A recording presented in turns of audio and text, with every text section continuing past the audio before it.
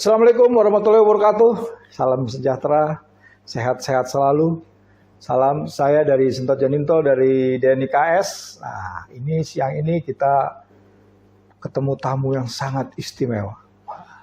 Namanya Bu Iit. Bu Iit ini adalah salah satu pengurus di organisasi Portadin. Apa itu Portadin? Kita tanya aja langsung ke Bu Iit supaya jelas, gamblang, dan sejelas-jelasnya. Silakan Bu. Ya, Portadin adalah perkumpulan orang tua anak disabilitas Indonesia. Saat ini kita sudah ada di 16 provinsi yang anggotanya adalah para orang tua yang memiliki anak penyandang disabilitas di seluruh disabilitasan. Jadi tidak hanya disabilitas intelektual atau disabilitas netra atau disabilitas lungu, tapi kami semua anggota orang tua yang memiliki berbagai disabilitas.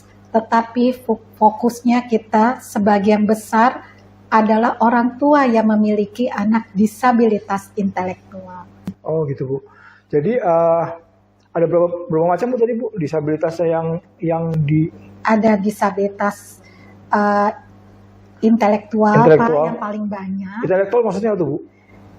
Yaitu anak yang memiliki tingkat kemampuan IQ-nya di bawah rata-rata. Oh, terus itu intelektual Bu sebutannya. Ada netra. Netra tidak melihat jarang Bu, ya? Pak. Okay. Yang paling banyak adalah intelektual. Terus ada juga yang tunarungu. Tunarungu. Ganda ada. Ganda tuh maksudnya Bu? Dua disabilitas. Berarti ada netra, ada intelektual. Wow.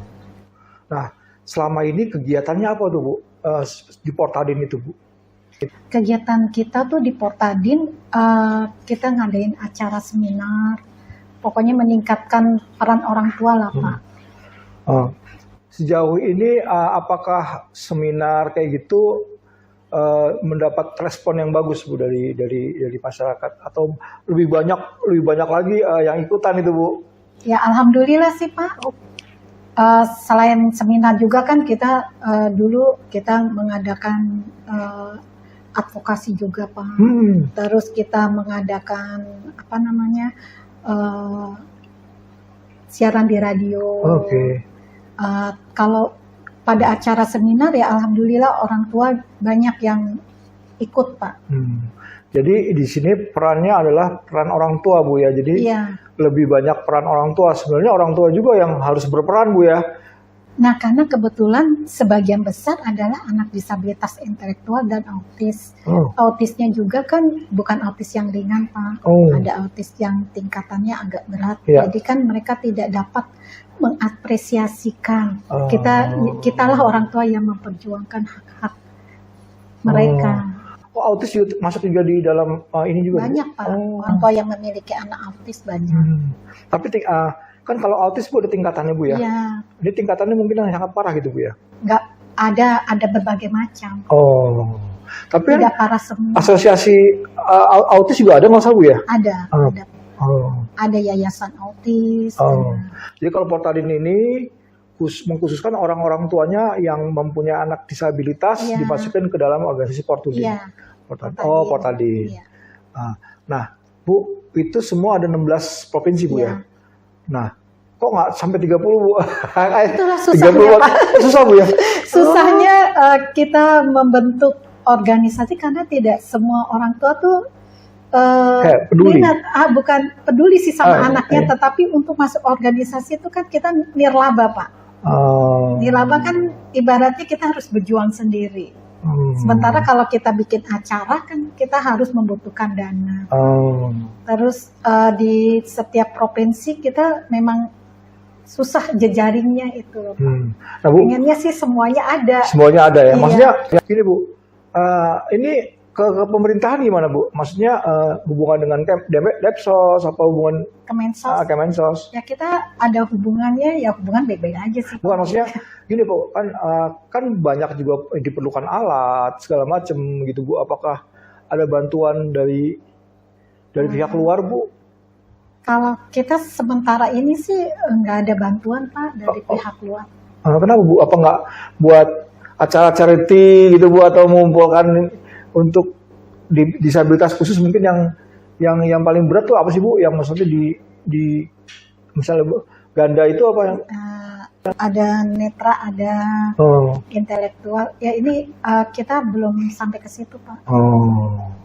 Jadi Portalin ini belum mencapai untuk pihak luar untuk saling membantu ya. Ini keperluannya banyak nggak sih Bu? Maksudnya sebagai Portalin ini kan orang tua nih Bu, satu orang tua ini keperluannya banyak nggak sih Bu untuk menghadapi?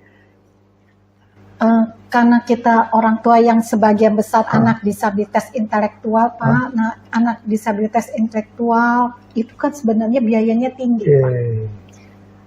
Mereka kayak anak Down syndrome gitu kan, mereka juga membawa penyakit bawaan.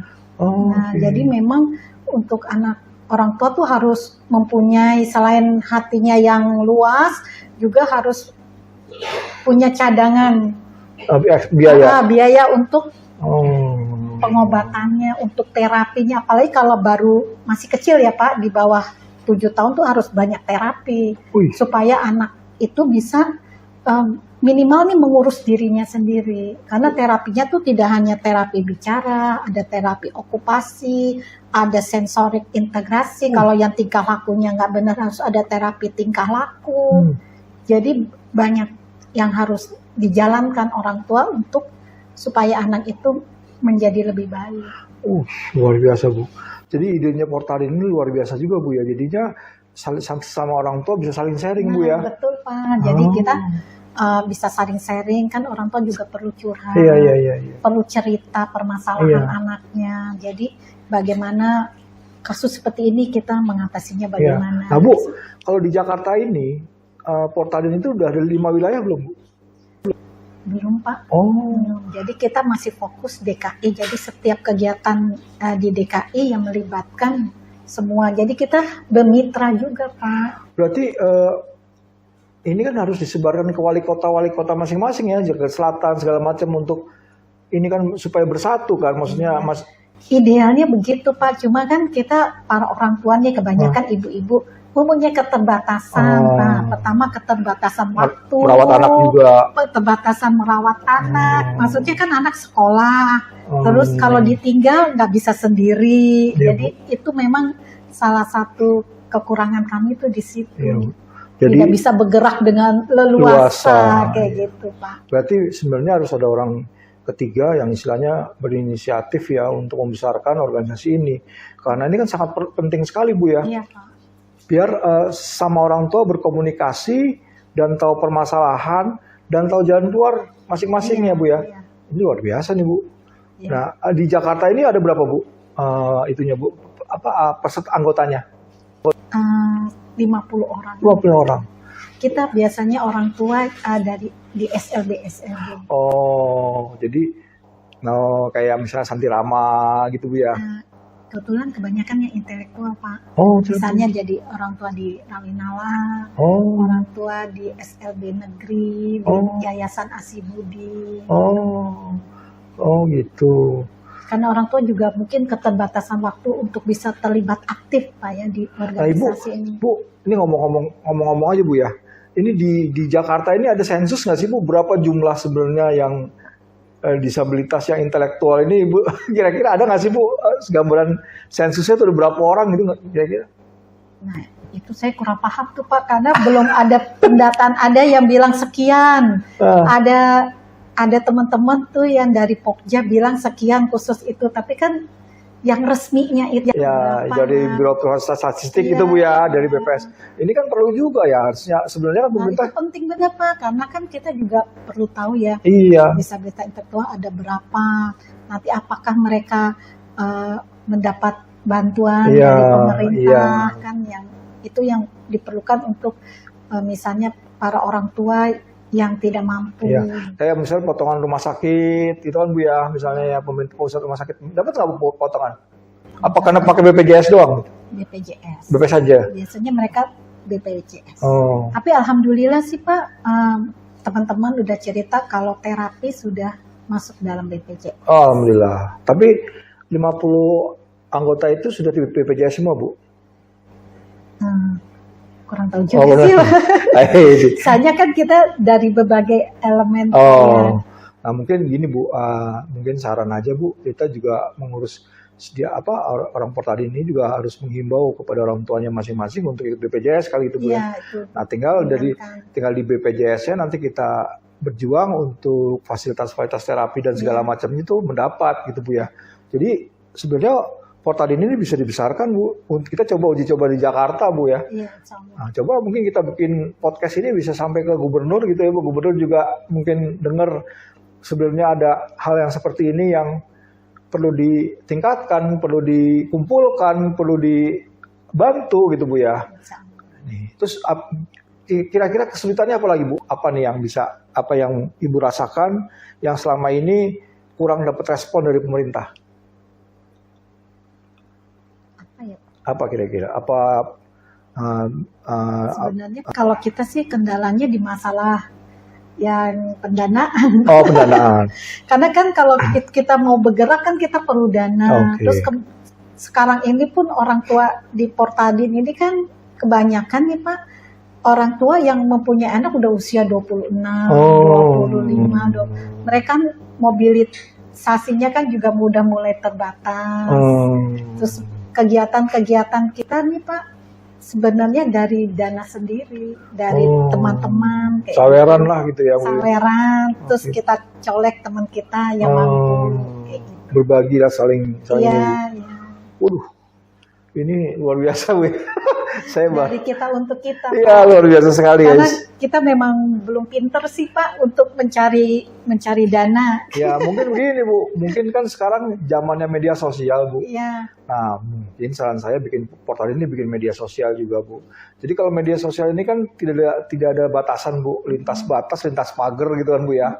Cobalah mungkin cari ngerekrut anak-anak muda yang bisa membantu untuk media sosial gitu Bu ya. Siapa tahu suara-suara ini akan didengar dan bisa mendapatkan suatu bantuan dan masukan gitu Bu ya. Mungkin ada lagi yang disampaikan Bu kira-kira Bu. Apa Bu kira-kira? Buat siapa nih Pak? Buat semuanya himbauan apa gimana itu Bu? Ya kalau saya sih inginnya nih untuk anak-anak perhatian pemerintah ke anak-anak disabilitas intelektual, terutama yang usia setelah selesai sekolah formal. Oh, berarti usia 18 Bu ya? Ya, kalau anak-anak disabilitas intelektual kan ada 20, 21 masih diterima. Apalagi anak-anak yang sekolah di SLB negeri. Nah, itu mereka nanti kemana gitu loh. Apa yang harus dilakukan gitu. Karena kita juga dari organisasi kita nih belum bisa berbuat banyak gitu loh. Jadi karena mereka tuh kan di rumah aja jadinya Pak. Jadi apa yang sebaiknya gitu loh. Oh jadi mungkin lapangan usaha atau lapangan pekerjaan atau pelatihan-pelatihan. Iya, tapi yang tidak jauh gitu loh Pak.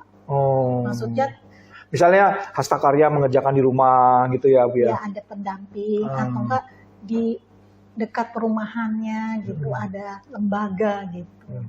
Nah Bu, ini kan permasalahannya kalau misalnya 50 anggota yang ada atau ini tersebar ini kan bikin repot Bu jadinya.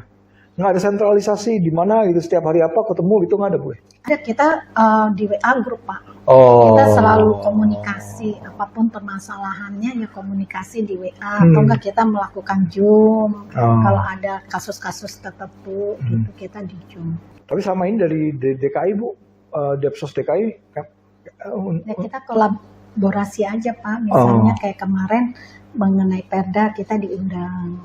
Bukan maksud gini Bu, yang masalah usaha itu Bu, apa ada misalnya bikin wirausaha atau belum Pak. UMKM? Belum. Ini menarik sekali nih Bu. Ini kan cerita yang belum didengar kan Bu ya.